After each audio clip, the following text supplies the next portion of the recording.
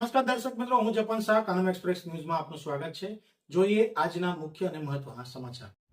અંકલેશ્વરની GIDC પોલીસે ગણતરીના કલાકોમાં બાઇક ચોરીનો ગુનો ઉકેલ્યો. સીસીટીવી અને બાતમીના આધારે ચોર ઝડપાયો.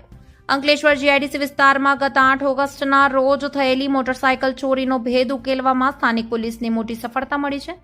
ભરૂચ જિલ્લા પોલીસ અને વડોદરા વિભાગના ઉચ્ચ અધિકારીઓની કડક સૂચના બાદ જીઆઈડીસી પોલીસ સ્ટેશનના પોલીસ ઇન્સ્પેક્ટર સીએફ ઠાકોરના માર્ગદર્શન હેઠળ સર્વેલન્સ ટીમ દ્વારા પેટ્રોલિંગ સઘન કરવામાં આવ્યું હતું.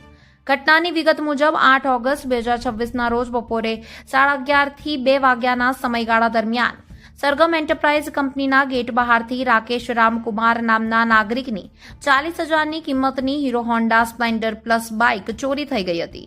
આ મામલે ફરિયાદીએ જીઆઈડીસી પોલીસ મથકે ફરિયાદ નોંધાવતા પોલીસે ભારતીય ન્યાય સંહિતાની કલમ 303(2) હેઠળ ગુનો નોંધી વધુ તપાસ હાથ ધરી હતી. મિલકત સંબંધી ગુનાઓ રોકવા માટે પેટ્રોલિંગમાં રહેલી પોલીસે ટેકનિકલ સર્વેલન્સ, સીસીટીવી ફૂટેજ અને ખાનગી બાતમીદારની ચોક્કસ માહિતીના આધારે સારંગપુર પાટિયા પાસેથી નંબર પ્લેટ વગરની શંકાસ્પદ બાઇક સાથે ઉભેલા એક ઇસમને ઘેરી લીધો હતો.